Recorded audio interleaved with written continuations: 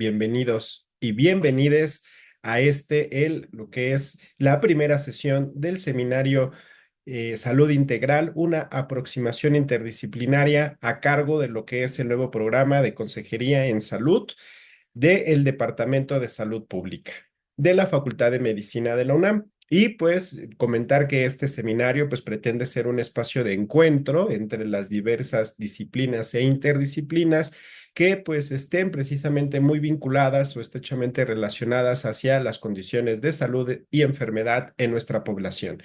Entonces, este seminario será un seminario en línea que tratará de pues traer los temas acorde a los días nacionales o mundiales de salud para que pues podamos tener a diferentes invitadas, invitados de las distintas áreas y disciplinas para que nos compartan un poco desde su área, su expertise y su conocimiento, qué es lo que se está trabajando relacionado al tema que se esté abordando en cada uno de estos días. Y pues para iniciar con esta primera sesión del seminario, pues ahora sí que extendemos estos agradecimientos pues lo que nos ayudó bastante aquí el doctor Vladimir Rangel para poder participar e inaugurar este nuevo proyecto de este seminario. Antes de que pues le ceda la palabra al doctor Vladimir, me voy a permitir comentar una breve semblanza del mismo. El doctor Vladimir Rangel es médico cirujano por la Facultad de Medicina de la UNAM, cuenta con una especialidad médica en calidad de la atención clínica por el Instituto Nacional de Salud Pública. Cuenta con estudios en administración de hospitales y sistemas de salud, así como en derecho sanitario. Ha desarrollado investigación y colaborado en la creación de políticas públicas para mejorar el acceso a la salud, combatiendo la brecha de desigualdad en la atención sanitaria de grupos en situación de vulnerabilidad y actualmente es el director de calidad en el Hospital General Regional 220 del Instituto Mexicano del Seguro Social. Entonces, pues, querido Vladimir, muchísimas gracias por traernos a colación este importante tema y sobre todo también por aceptar esta invitación de inaugurar este nuevo proyecto. Así que, pues, sin más, muchísimas gracias y adelante con lo que nos tienes preparado. Muchísimas gracias, doctor Ariel Vilchis. Gracias por la invitación. Y para mí es un honor debutar en este nuevo proyecto. Muchísimas gracias. Y el día de hoy vamos a comenzar con este tema. Me voy a permitir compartir la presentación. Será una breve presentación en el marco del Día Mundial de la Seguridad de las y los pacientes. Anualmente la OMS promulga o llama al Día Mundial de la Salud, el Día Mundial de la Seguridad de las y los pacientes, que es el 17 de septiembre del 2024, que fue exactamente el día de ayer. En este año tiene un lema que es diagnósticos correctos, pacientes seguros. Año con año cambia el tema, cambia el lema, y en este año toca hablar sobre los diagnósticos correctos. La OMS habla sobre la importancia de hacer conciencia sobre el tema de seguridad de las y los pacientes. Y es por eso que voy a estar el día de hoy con ustedes hablando sobre este tema. Quiero comenzar con esta frase. Esta frase yo creo que más de una de las personas que estamos reunidas el día de hoy la hemos escuchado, que es primero no hacer daño. Yo me acuerdo cuando yo comencé a estudiar la carrera en el primer semestre, uno de mis profesores nos habló sobre justamente este lema del primero no hacer daño. Y este lema responde mucho a uno de los principios de la bioética, que es la no maleficencia. Entonces, eso es lo que nosotros tenemos que buscar en nuestra práctica clínica diaria. Primero no hacer daño. Quiero comenzar a hablarles sobre esta publicación. Errar es humano construyendo un sistema de salud seguro, que se publica en 1999 por el Instituto de Medicina de los Estados Unidos. Actualmente se le conoce como Academia Nacional de Medicina, en el que este reporte declara que aproximadamente de 44,000 a 98,000 personas mueren cada año en aquel país a consecuencia de los errores médicos que se pudieron prevenir. Este es el parteaguas de toda esta corriente de seguridad del paciente, de esta corriente de concientizar que existe un problema de salud pública que nosotros tenemos que atender.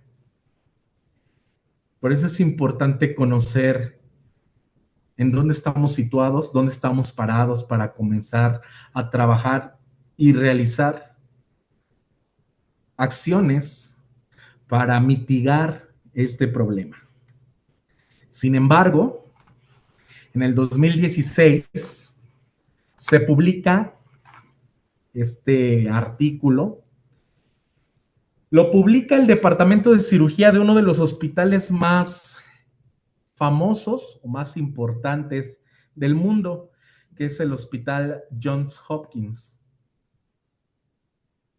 Y este estudio dice que la tercera causa de muerte en Estados Unidos se debe a un error médico, a un error en la atención, a daños en la atención de la salud, en el cual, y aquí puse un extracto, se calcula que aproximadamente existen muertes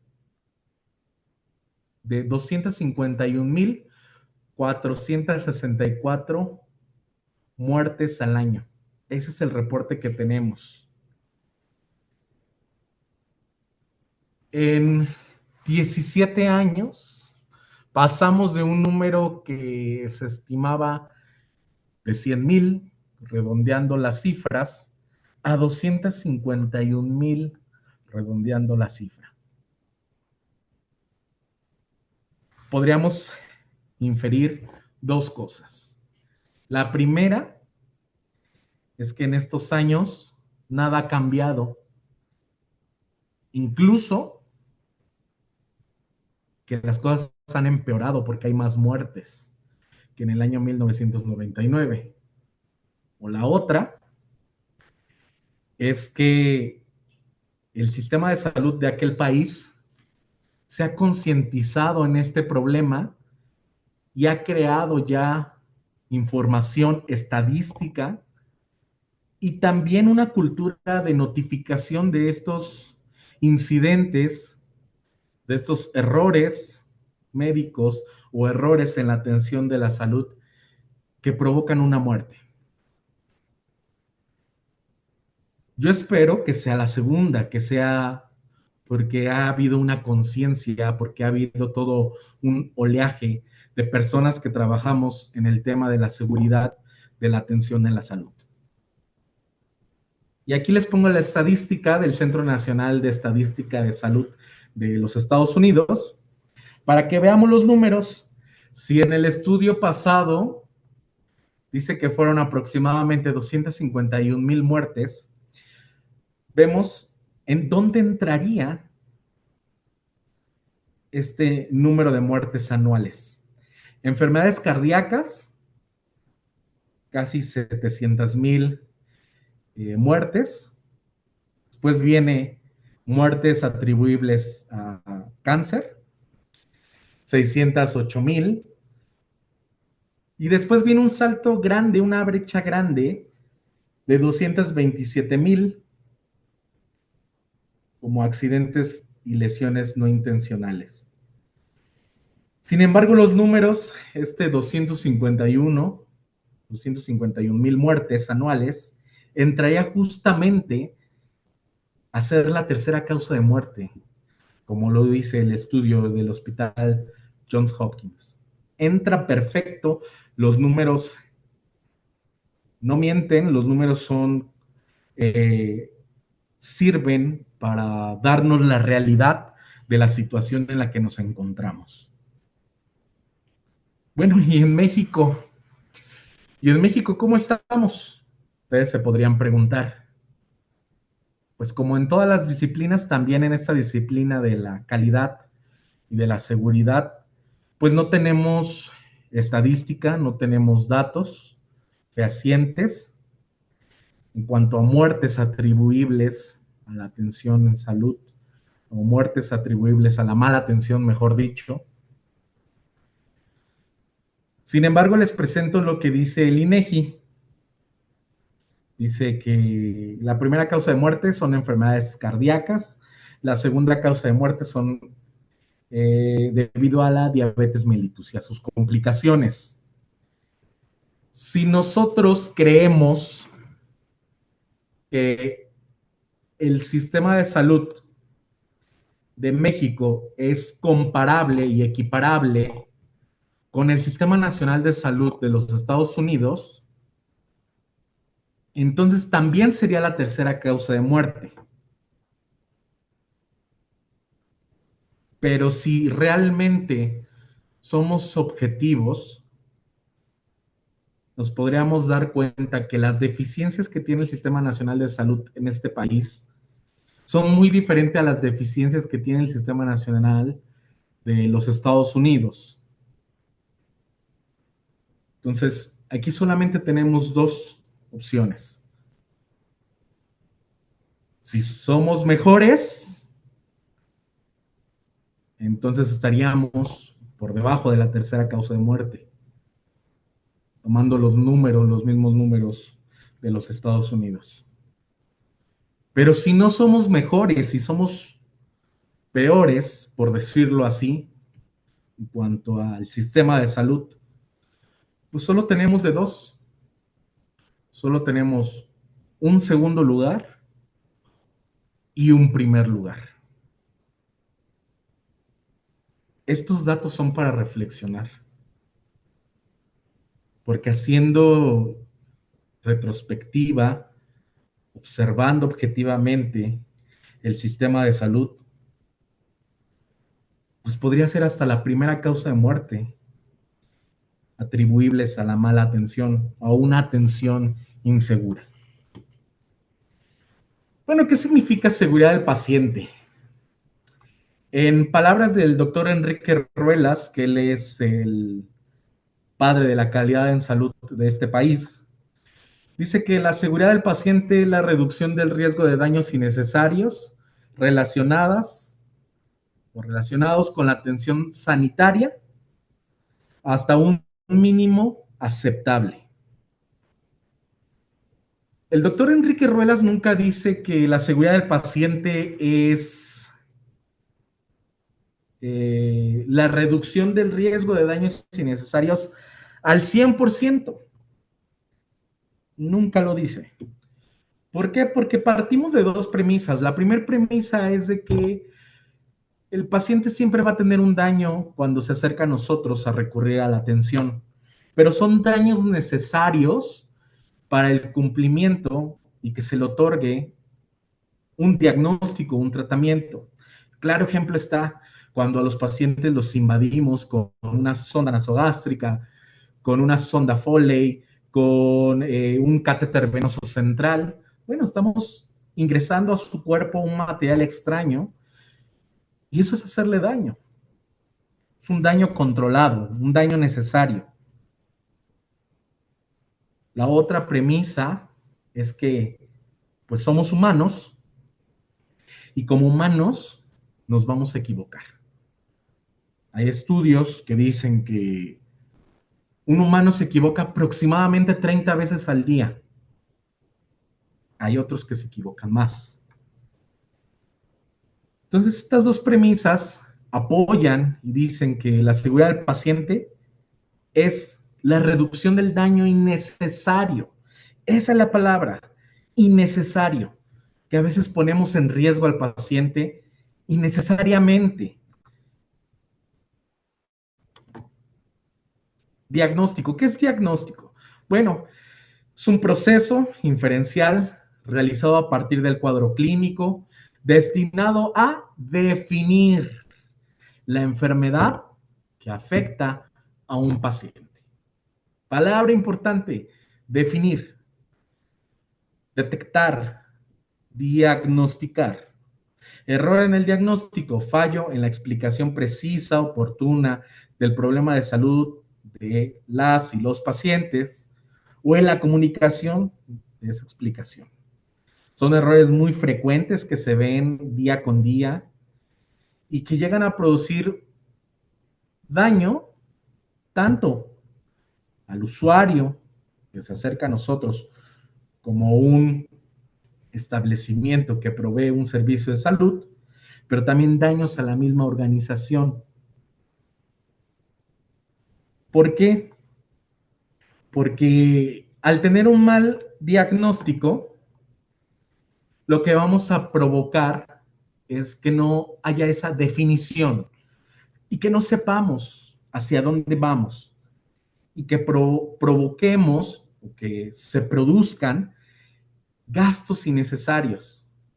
Es como cuando no sabemos qué tiene el paciente y entonces a alguien se le ocurre y dice, pues pídele una placa, pídele un ultrasonido, pídele tomografía e incluso resonancia. Y ya con los resultados ya decimos qué es lo que tiene, porque no sabemos. El tan famoso causa idiopática, que no sabemos, pero ahí estamos. Ah, creo que es infeccioso. No, no, no, creo que es autoinmune. No, creo que es puede ser cáncer. Entonces, el no saber si es qué es, vamos a perder este definir y este objetivo. Existen errores sistémicos y errores cognitivos. Los errores sistémicos son todas estas probabilidades que existen en el sistema donde nos desarrollamos que van a provocar que se aumente la probabilidad de un error médico o de un error en la salud. Es de que el típico factor sistémico, no sirve el tomógrafo, no sirve el ultrasonido, hoy los técnicos que hacen los estudios no vinieron o faltaron, o no encuentro al subdirector de la tarde para que me firme tal estudio y me lo autoricen, porque si no, no me lo hacen en el laboratorio. Todos estos errores que existen, que rondan la práctica clínica, pues van a provocar un posible error en el diagnóstico y un error médico. Los errores cognitivos, bueno, esos son per se de uno mismo. Son estos factores cognitivos donde, pues es que es el residente que lleva 40 horas de guardia, es el interno que no ha dormido y entonces el residente ya le dejó muchos pendientes y ya no se acuerda a qué paciente se le tenía que tomar el tubo rosa o morado y a qué paciente se le tenía que tomar el tubo rojo.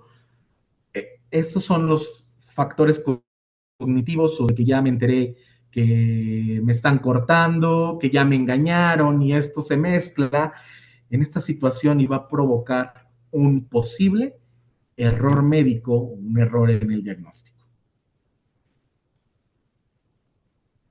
Bueno, ¿cuáles son los subtipos de los errores en el diagnóstico? Primero, el error retrasado, que tenemos un tecnicismo todos los que trabajamos en este tema que se llama dilación, le llamamos dilación en el diagnóstico, dar un diagnóstico retrasado, dar un diagnóstico tardío, cuando ya se perdió la oportunidad, cuando este atributo de la calidad pues ya se perdió, que es la oportunidad.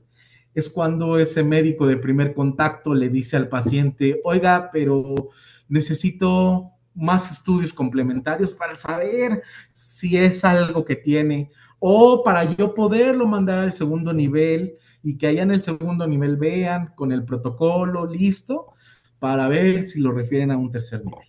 Bueno, eso va a ir retrasando y haciendo una demora en el diagnóstico. Diagnóstico errado, como les comenté hace un momento, pues es cuando no definimos. Cuando yo quiero ir hacia el norte, pero estoy manejando hacia el sur, entonces pues nunca voy a llegar al objetivo. Diagnóstico no realizado es cuando lamentablemente el paciente llega a morir y ni siquiera supimos de qué. Cuando nunca hubo un diagnóstico certero y hay pacientes que me dicen, es que primero me dice el doctor que fue por su insuficiencia cardíaca, pero ahorita me está diciendo que es por las complicaciones renales, pero ya me está diciendo que tal vez es neurológico lo que tiene. Entonces, tal vez es esto o esta incertidumbre que existe que no deja dar un diagnóstico certero y quedamos con un subtipo de diagnóstico no realizado. Por último, el cierre prematuro. Este es uno de los que más sucede. Generalmente pasa en personas con un exceso de confianza, cuales se jactan de ser muy especialistas o de ser muy doctos en el tema, expertos en el tema y dicen, ah, es esto. Oiga, doctor, pero ni siquiera le ha pedido pruebas, ni siquiera lo ha explorado, ni siquiera le ha hecho una anamnesis, ni siquiera ha preguntado al paciente sus síntomas. No, no, no, no, no. Yo lo sé, he visto muchos casos y es esto. El cierre prematuro de diagnóstico lo que hace es coartar las posibilidades de extender este panorama de diagnóstico y saber qué es lo que tiene el paciente, saber por qué viene con nosotros a la atención. ¿Cuáles son los errores más frecuentes que se producen mundialmente? Y esto hablando en general de los errores en la atención de la salud. Primero, el más frecuente es errores en medicación. De hecho, hasta casi un 85% de los errores son atribuibles a la medicación. Porque se equivocaron de paciente, porque no identificaron al paciente, porque le pusieron otro medicamento al paciente, porque ese paciente era alérgico y nunca le preguntaron, ya reaccionó, porque le pusieron otra dosis, otra vía, porque se equivocaron de medicamento o porque no revisaron la fecha de caducidad del medicamento, etcétera. Infecciones relacionadas a la atención en salud, las famosas IAS, pues bueno, son estas infecciones que solo que se causan o que se contraen en un medio hospitalario y que es muy atribuible a nuestra práctica. Es el típico caso donde el adscrito no se lava las manos y pasa de cama en cama tocando al paciente, lo toca, lo revisa, no se lava las manos, pasa con el otro paciente, no se lava las manos, ya lo tocó, ya le revisó la herida quirúrgica, ya le revisó el catéter o el drenaje Penrose, y entonces ahí ya se colonizó y comienza a infectarse el paciente. O es cuando realizan un procedimiento invasivo sin las técnicas correctas de la asepsia y la antisepsia. Procedimientos quirúrgicos poco seguros. Bueno, es cuando hay los errores en los procedimientos invasivos, tanto dentro y afuera de un quirófano. Es cuando se equivocan del sitio quirúrgico, es cuando extirpan un órgano sano en vez del órgano enfermo, es cuando se equivocan de paciente o pasan a un paciente a otra sala y se equivocan. Eso es lo que llega a pasar. Errores en el diagnóstico, bueno, pues es de lo que hablamos el día de hoy. Los errores en el diagnóstico, no definir la meta, no llegar a un objetivo. Y las prácticas de transfusión poco seguras. Eso pasa muy a menudo cuando se equivocan del hemotipo, donde en banco de sangre etiquetan erróneamente el hemotipo del contenido, pasa con el paciente, o se equivocan de paciente y como hacen una transfusión en tándem, voy al banco de sangre y de una vez me traigo los 3 o 4 paquetes que tengo que transfundir en el piso, se revuelven, no hago doble verificación y transfundo o provoco un error en la transfusión. Bueno, ¿y cuáles son las metas específicas para el 2024? Sé que ya estamos a nada de terminar el año, pero esas son las metas que nosotros tenemos que empezar a crear.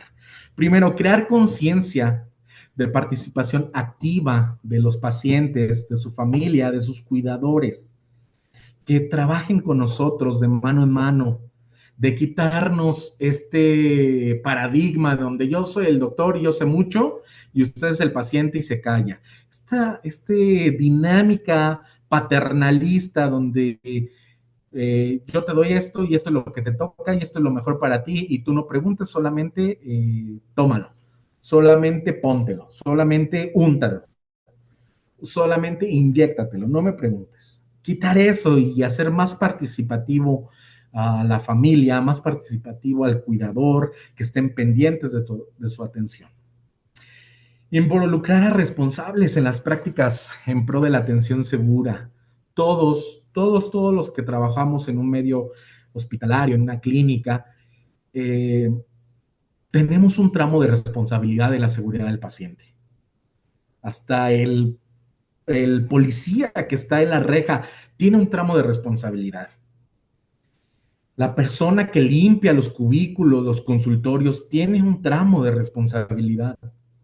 Los médicos, las enfermeras, los enfermeros, las médicas, los becarios, incluso el personal administrativo tiene un tramo de responsabilidad en las prácticas en pro de la atención segura. Y debemos de involucrar y hacerlos conscientes y partícipes que su mala atención va a provocar daños. Empoderar a pacientes y a familias para la participación activa. Esto es súper importante.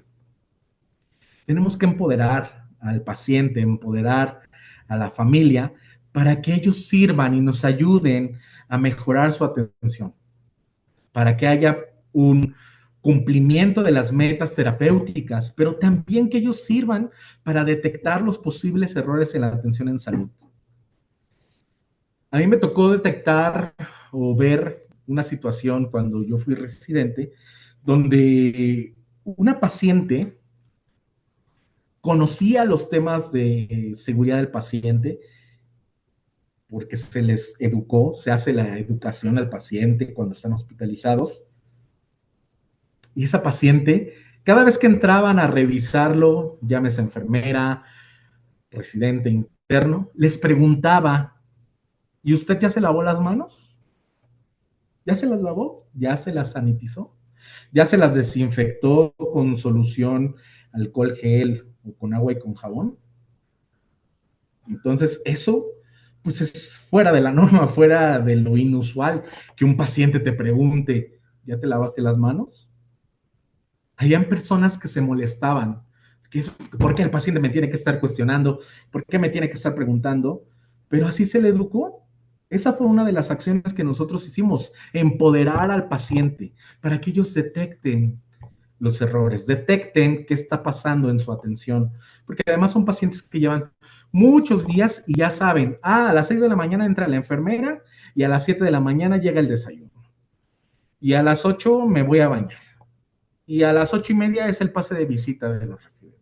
Y ya sabe esta dinámica que se vive en el hospital y ya puede ir detectando los errores en el sistema, lo que está sucediendo. Bueno, el cumplimiento del Plan de Acción Mundial en pro de la seguridad del paciente del 2021 al 2023, que ahorita ya tenemos el 2024 al 2030, que es el cumplimiento de este plan. ¿Cuáles son las metas más difíciles a obtener o alcanzar? Primero, reconocer el error. Es lo más difícil que nosotros vamos a poder hacer. ¿Por qué? Porque la sociedad latinoamericana y evidentemente la mexicana nos han enseñado que los errores los tenemos que ocultar. Y eso viene desde la niñez. ¿Se acuerdan cuando ustedes jugaban a la pelota dentro de la casa y tiraban el jarrón de la abuela y se rompía? Y lo primero que hacíamos era, chin, ya se rompió, hay que tirar la basura. Hay que recogerlo, tirar a la basura y ya ahí viene el camión, sáquenla para que no se den cuenta. Para que la abuela no se dé cuenta y no llegue y nos jale de la oreja.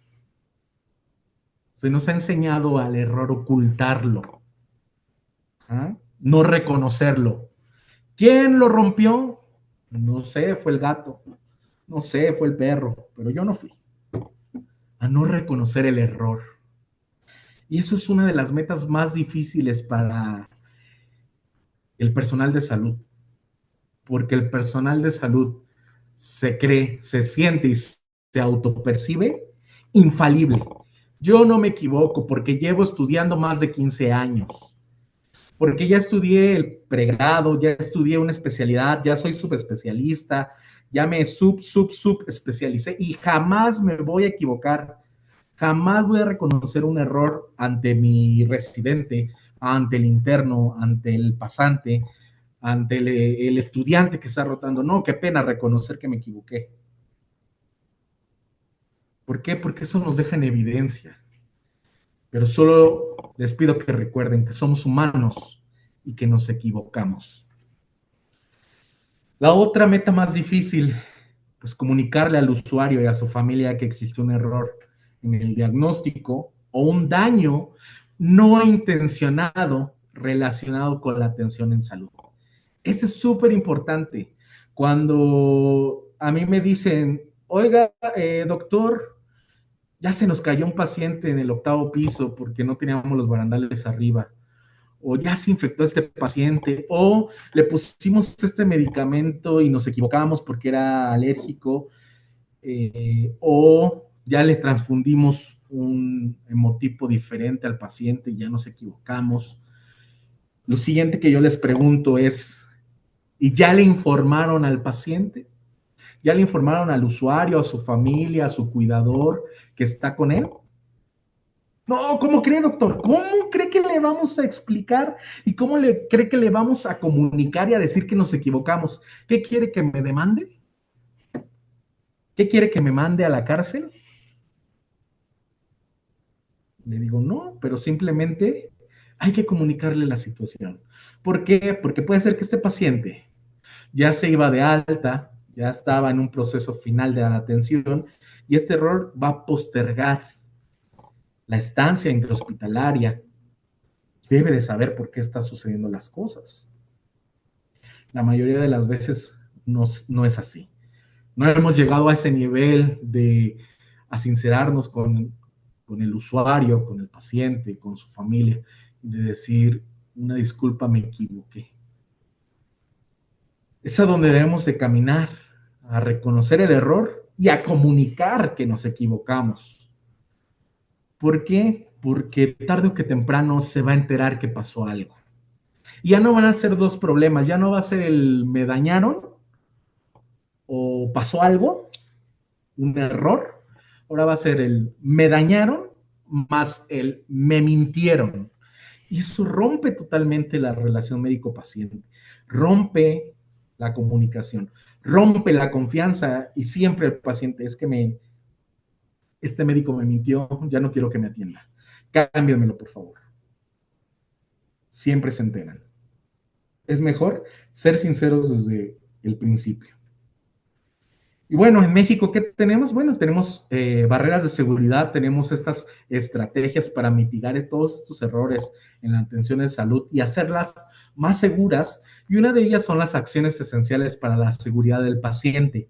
Estas 8 acciones esenciales son patente mexicana, fueron creadas por personas que trabajan en el ámbito de la salud, de la calidad, de la seguridad del paciente, y en el diario oficial de la Federación, en el año 2017, se publica el acuerdo para declarar obligatorio la implementación en todo el Sistema Nacional de Salud, todo, llámese público, social, privado, en todo, a todos los niveles se tienen que implementar las acciones esenciales para la seguridad del paciente, de forma obligatoria.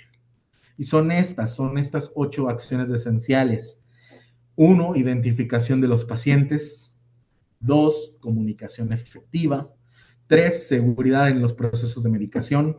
4, seguridad en los procedimientos dentro y fuera de un quirófano. 5, reducir el riesgo de infecciones asociadas a la atención de salud, promoviendo la higiene de manos, promoviendo el programa de higiene de manos o el programa institucional de higiene de manos. 6, reducir el riesgo de daños al paciente por causa de caídas. 7, registro y análisis de cuasifallas, eventos adversos y eventos centinela. 8, cultura de la seguridad del paciente. Que esto engloba todo cuando ya una organización se mueve ya dentro de una cultura, cuando ya sabe qué hacer, ya detectamos el error, ya lo notificamos, ya lo estamos gestionando, ya lo comunicamos, ya se lo dijimos al paciente. Entonces se crea esta cultura en el que trabajamos día con día. Quiero terminar esta plática con esta frase.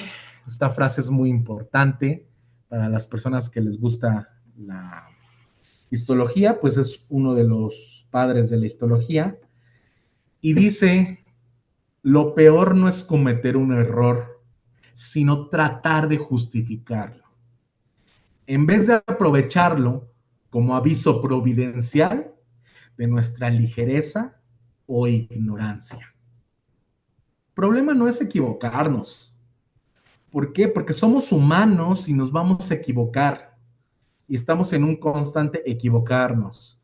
El problema es lo siguiente cuando nos equivocamos. Lo justificamos. Ese es el gran problema, porque ya rompió toda esta sinergia, ya rompió toda esta cultura de reconocer que yo me equivoqué y quiero trabajar para mejorar, porque al justificarlo pone esa barrera, esa coraza que no me permite mejorar.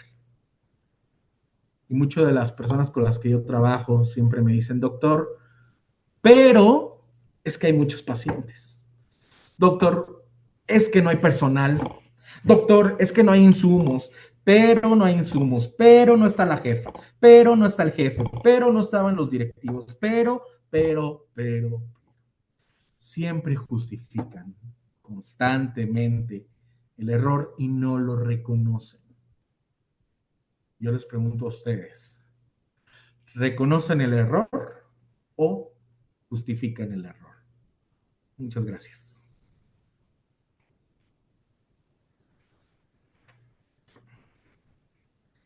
Muy bien, querido doctor Vladimir, muchísimas gracias por esta importante ponencia y creo que justamente hace énfasis en esta condición de lo que es el trabajo colectivo, ¿no? En el que evidentemente tenemos que ir rompiendo con estos paradigmas, ¿no? En el que pues el personal médico se reconoce como la figura de autoridad y que pues es precisamente esta postura la que puede estar provocando lo que usted bien mencionó, la tercera causa de muerte.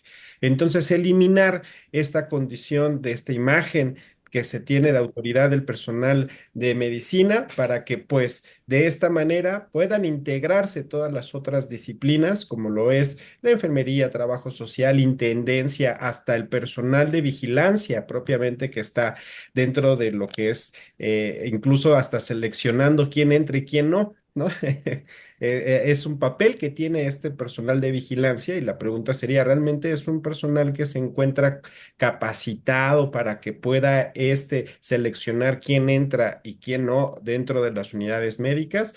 Pues bueno, ahí quedaría otra condición, pero romper estos paradigmas en el que nadie tiene en sí la figura de autoridad y todos tienen pues, esta oportunidad de participar y poder tomar estas decisiones. Y me encantó lo que mencionó, que incluso las mismas personas usuarias, ¿no? Los mismos pacientes, como se les denomina, pues que puedan participar, ¿no? De manera conjunta, horizontal. ¿No? En la toma de decisiones e incluso hasta ir vigilando que efectivamente los procedimientos que se efectúen pues sean, ¿no? Bajo todas estas características que usted ya mencionó, porque pues son personas que lo saben, ¿no? Que han estado ahí, que pues precisamente ya tuvieron o han visto el cómo se hace, el cómo se efectúa y por lo tanto pues ya tienen saberes, ya tienen conocimientos que los pueden aplicar, pero faltaría esta condición de el empoderamiento.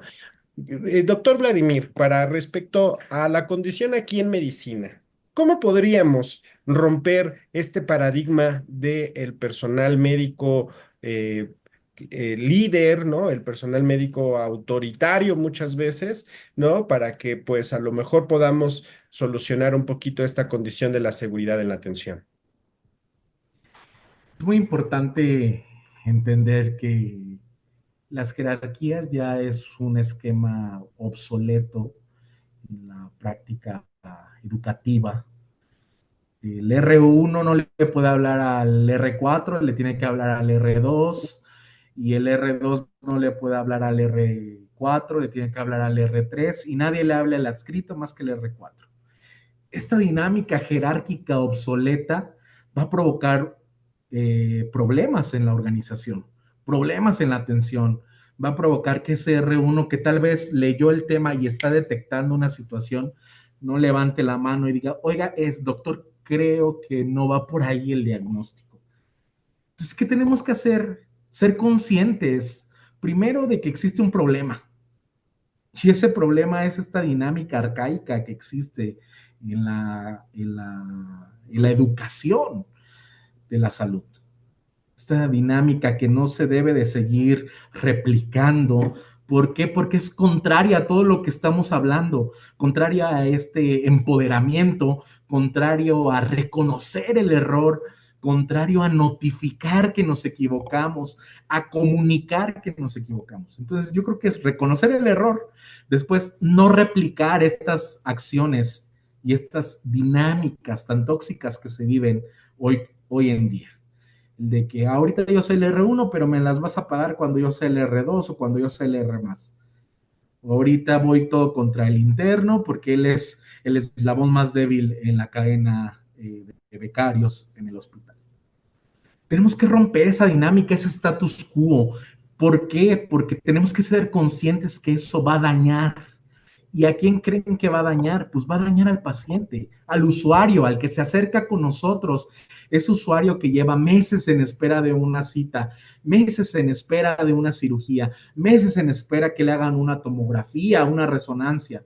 Y a veces esta práctica tan arcaica, tan obsoleta, el que la sale debiendo y pagando es el paciente. Entonces, la educación debe ser consciente, la educación debe de ser segura, la educación debe de ser razonada, en que esto ya no funciona, esta dinámica jerárquica no funciona y donde nos debemos de empoderar y como dices, trabajar horizontalmente. Esta verticalidad, ya eso ya pasó, eso sería de los 70s cuando estudiaron nuestros profesores, cuando estudiaron las vacas sagradas del instituto, las vacas sagradas de la UNAM, pero eso ya tenemos otras dinámicas, tenemos otro ambiente, tenemos algo más que poder hacer y poder trabajar. Muy bien, muchísimas gracias, doctor Vladimir, por esa respuesta, ¿no? Y de nueva cuenta con esta condición de lo que es el trabajo colaborativo, pues creo que hace también este énfasis hacia lo que es la interdisciplinariedad, ¿no? Ya que pues este enfoque muy propio de lo que es la salud pública, el trabajo entre las distintas disciplinas para la generación de nuevos conocimientos, solo se va a lograr con esto que usted menciona de la horizontalidad, ¿no? Que esta condición, en la manera en la que se está educando, en la manera en la que se está formando a todos estos recursos, pues a lo mejor ya no es la adecuada, ¿no? Esto de que estemos fragmentados por facultades, por ejemplo, en el caso de nuestra querida Universidad Nacional Autónoma de México, tal vez funcionó en un cierto momento, ¿no? Para precisamente sectorizar y especializar un poco el conocimiento, pero lo que se ha visto es que esa fragmentación precisamente pues trajo consigo todos estos inconvenientes de lo que es el individualismo, ¿no? Lo que es esta condición del autoritarismo, las figuras de autoridad muy propias del aspecto biomédico y que pues como usted bien lo menciona ya no es factible. Ese modelo ya hoy en día pues debe de girar hacia la condición de la interdisciplinariedad y me imagino, ¿no? Yo a lo mejor tener una sola facultad de ciencias de la salud en donde desde el primer año estén compartiendo asignaturas de troncos comunes como lo es la salud pública, enfermería, trabajo social, psicología, química, porque no les enseñamos cosas que no deba de saber la otra disciplina, ¿no? Entonces hay puntos de encuentro.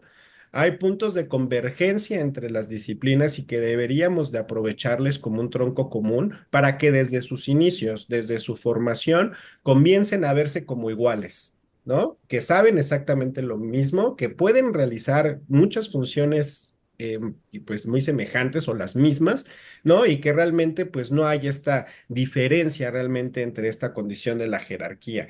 Y justo con esto, querido Vladimir, me pongo a preguntar, y a lo mejor esto se tendría que ver reflejado en los salarios, ¿no? Porque algo de lo que también o que ha permitido precisamente esta condición de la verticalidad es que, por ejemplo, pues no se le paga lo mismo al personal médico que al personal de enfermería, que al personal de laboratorio químico, ¿no? Entonces, que esto podría tener a lo mejor un impacto importante en los salarios.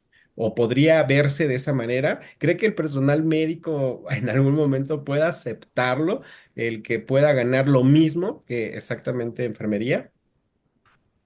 Mira, este es un problema de sistema. O sea, esto es antiguo, eso es desde el origen, cuando hablando del instituto donde yo me encuentro, pues bueno, se fundó en 1943. Imagínense ya cuántos años, más de 80 años, donde actualmente, como en ese año, pues el médico era el que tenía el mejor sueldo.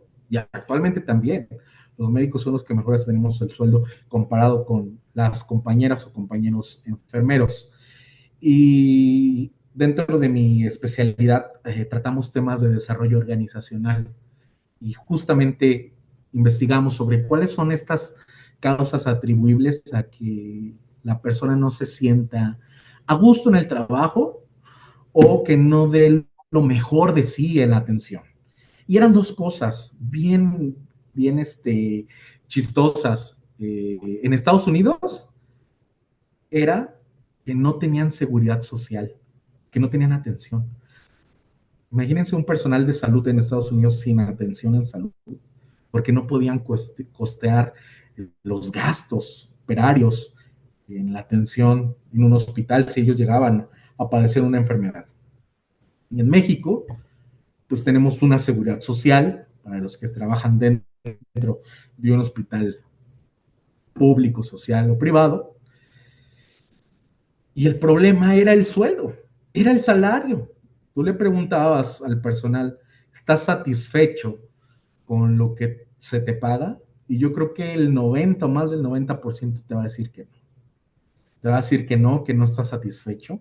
A todos niveles, a todos niveles. ¿Por qué? Porque el incremento del salario en el campo de la salud ha sido mínimo, se tiene que aumentar en efecto y también aumentar a todo el personal. Yo siempre le digo al personal de enfermería, ustedes es el bastión central del hospital. O sea, yo no me imagino un hospital sin el gremio de la enfermería. O sea, se nos derrumba. Podemos no tener al adscrito porque sabemos que a veces el adscrito llega, pasa visita y se va. Llega, pasa visita y se duerme. Llega, pasa y visita y se va al gimnasio, se va a la priva. Y el hospital sigue andando. ¿Por qué? Porque está el residente. ¿Por qué? Porque está el interno. ¿Por qué? Porque está el pasante. Pero no así el gremio de la enfermería. Si falta una o un enfermero, se ve en el hospital, se siente en el hospital, recaen en la práctica. Por eso yo empodero a la enfermería cuando trabajo con ellas, con ellos, con ellas, trabajo con ellos, trabajo de la mano y les digo, a ver, si usted detectó el problema, ¿por qué no le dijo al médico? ¿Por qué no intervino? Ay, doctor, es que el doctor es bien enojón. Es el doctor que grita siempre, que llega bien enojado al pase de visita. No importa. Si usted lo detectó, ahí se detiene el error. Ahí ya se paró y ya no pasó al paciente. Empoderar. Esa es la palabra del día de hoy. Empoderar tanto al usuario, su familia, su cuidador, pero también al personal de salud.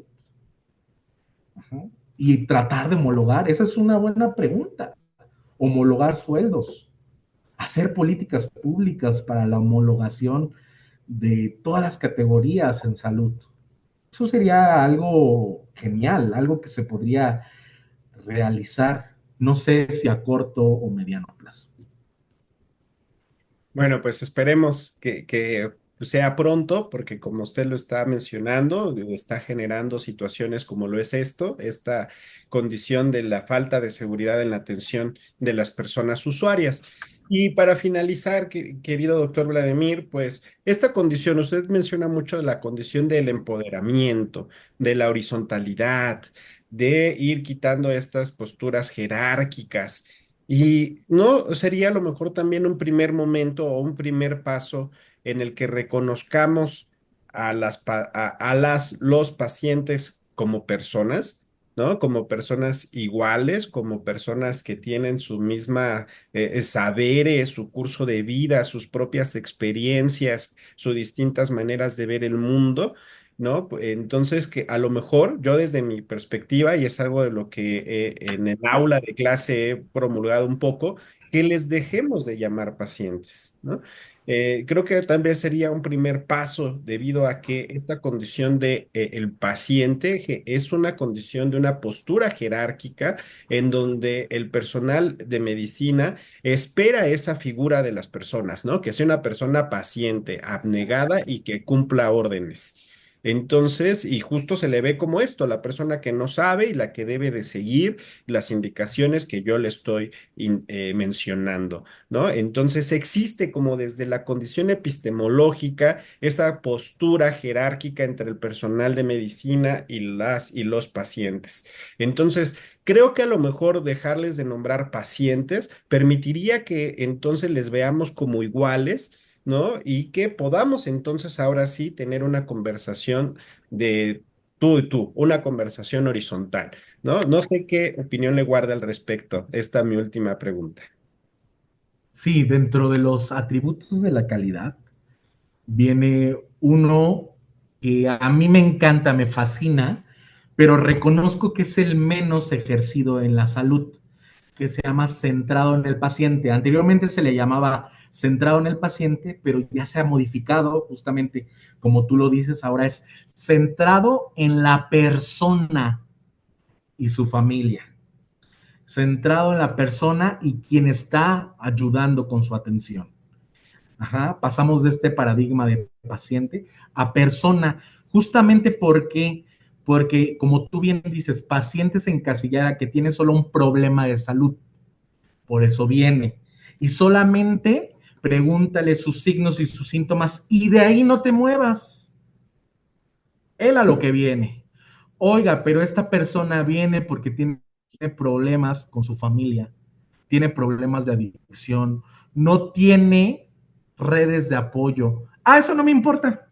A ver, le duele la cabeza, paracetamol. Le duele la garganta, ibuprofeno y vámonos. Pero el paciente o la persona no venía por un problema como tal, orgánico. Es una somatización que está presentando. Es una persona que siente, es una persona que piensa, ajá, es una persona que tiene creencias, tiene una religión que se le debe de respetar su credo religioso. Por nosotros podríamos ser los más científicos, pero si el paciente quiere o quiere que se realice una oración, un rezo, quiere ver al sacerdote antes de la cirugía o a su líder religioso, se le debe de contemplar. ¿No? Es una persona con una orientación sexual, es una persona con una identidad y expresión de género en donde se le debe de tratar con respeto. Es una mujer trans, es un hombre trans, se le debe de hablar como se identifica, con el nombre identificario. Ajá. Oiga, pero es que en el carnet dice que es Juan Pérez y ella quiere que le llamemos Carla Gómez o Carla Pérez. ¿Qué hago? Pregúntale cómo le gusta que le llamen. Pregúntale cómo se siente más a gusto. Y eso lo ve la calidad. Eso es parte de la calidad, ver a una persona holísticamente.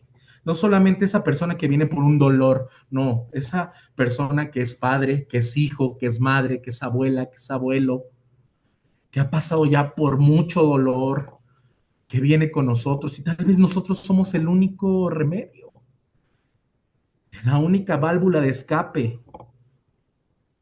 Tal vez nosotros somos la última oportunidad para remediar su dolor. Y a veces como médicos somos fríos. Alguien nos vendió esa idea de que el médico debe ser frío. El médico no debe de sentir. No, somos humanos de carne y hueso, sentimos, comemos, dormimos, hacemos del baño, hacemos pipí, hacemos popó. tenemos un corazón, tenemos sentimientos, nos pegan las muertes, sí. Ajá, pero debemos de trabajar, debemos de actuar en pro de mejorar esta parte holística de la atención, ¿no? De ser siempre, ver al paciente como un todo, no como la enfermedad. Siempre le digo a los residentes cuando escucho, paciente de la cama 425, y eso cuando bien les va al paciente, porque luego escucho que dice el paciente vesícula, la paciente cole, paciente de la fractura tal, y que ni se atrevan a ser indicativos de su patología oncológica o de una patología asociada al VIH o SIDA. Porque ahí sí, eso es grave, grave. Paciente sidoso, paciente con VIH, eso jamás se permite.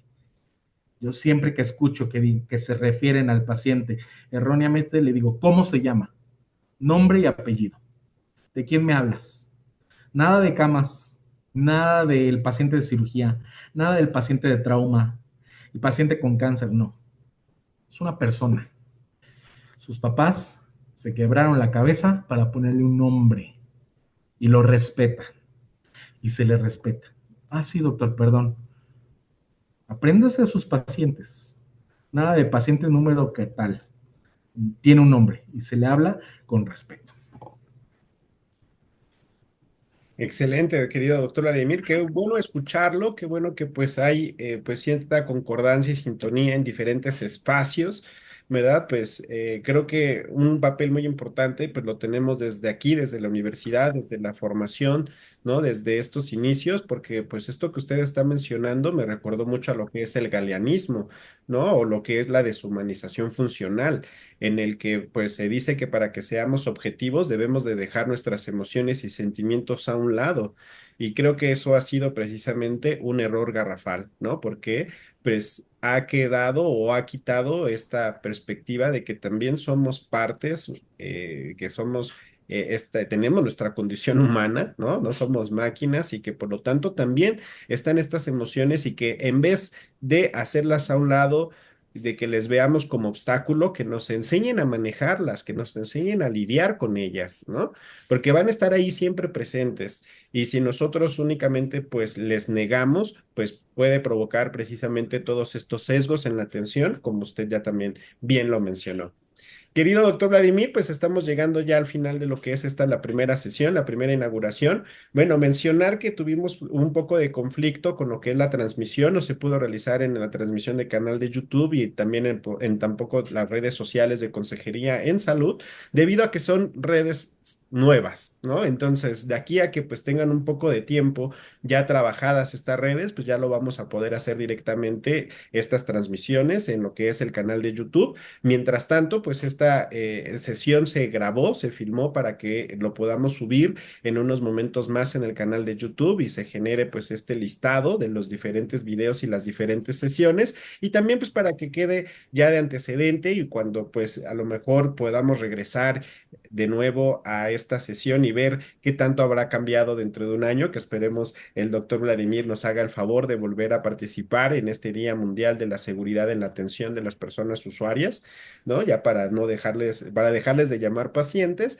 Y entonces mencionar que no tenemos hasta el momento pues algún comentario en lo que es el chat de las redes sociales, pero sí tenemos un comentario en el registro de asistencia.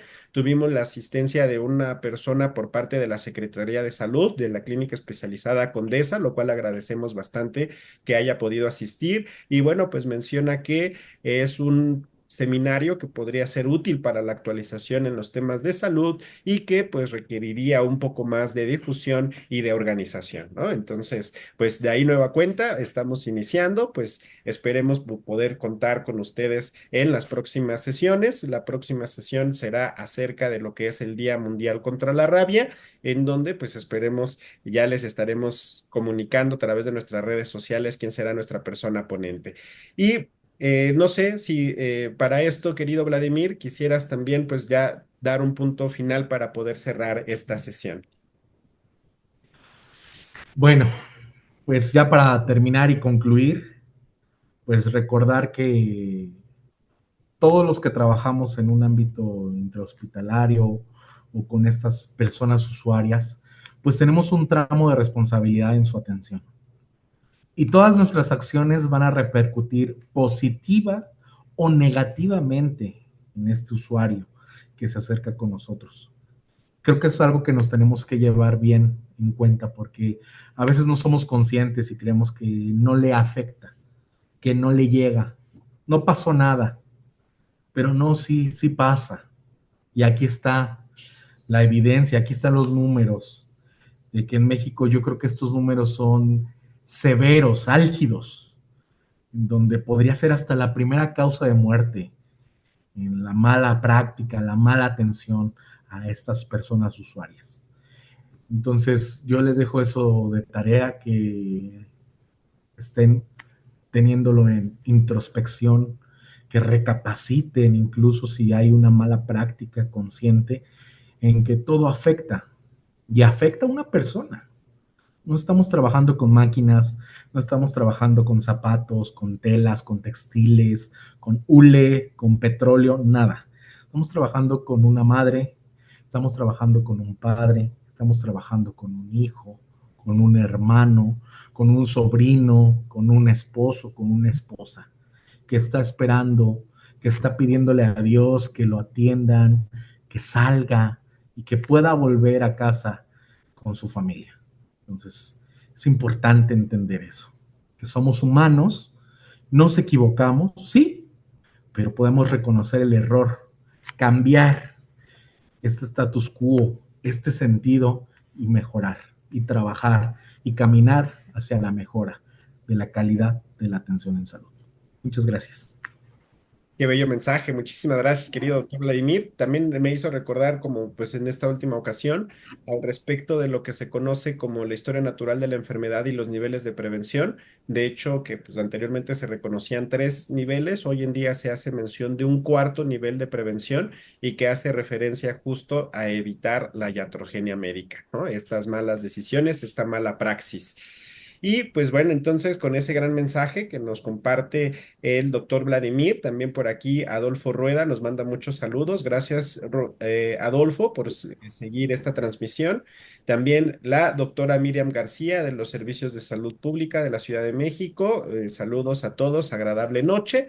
Y pues solo finalizar con este mensaje. Recuerden que tenemos el servicio de consejería en salud, que es completamente gratuito y para toda la población, en donde ofrecemos pruebas rápidas de VIH, pruebas rápidas de sífilis, pruebas rápidas de hepatitis C, toma de glucosa capilar, triglicéridos y colesterol, así como de tensión arterial, oferta de métodos anticonceptivos que se dirige directamente o se referencia a lo que es el Instituto Mexicano del Seguro Social, asesoría sobre sospecha de embarazo, damos pruebas de embarazo en el caso de que haya sospecha, les damos prueba para que pues precisamente tengan esta aproximación y les damos una breve consejería acerca de cuáles serían las opciones, ¿no? Que se tienen en caso de que salgan reactivas a las pruebas de embarazo. También hay entrega de toallas de gestión menstrual. Estamos ubicados en lo que es el consultorio APSI, que es el primer piso del edificio B de la Facultad de Medicina. ¿Y qué deben de hacer para poder obtener poder acceder a estos servicios? Pues aquí tenemos un link que pueden utilizar escaneándole para que de ahí les dirija a lo que es una agenda, un calendario y ustedes pues puedan seleccionar el día y la hora que más les convenga. Entonces, pues no olviden, tenemos este servicio de consejería en salud y hoy en día, pues esta primera sesión, el seminario de salud integral, una aproximación interdisciplinaria que forma parte de este programa, avalado también ya por lo que es la dirección de la Facultad de Medicina de nuestra querida Universidad Nacional Autónoma de México. Entonces, pues, para que lo compartan, por favor, con sus personas queridas, en el que pues reconozcan que tenemos este servicio de manera completamente gratuita, ¿no? Entonces, con esto, pues finalizamos, no sin antes agradecer de nueva cuenta a nuestro querido doctor Vladimir y que pues les estaremos invitando, porque no es el único tema que maneja, sabe bastante sobre precisamente gestión y sistemas de salud, así que de seguro le veremos de nueva cuenta por acá. Así que, doctor Vladimir, muchas gracias por inaugurar este nuevo proyecto, el Seminario de Salud Integral.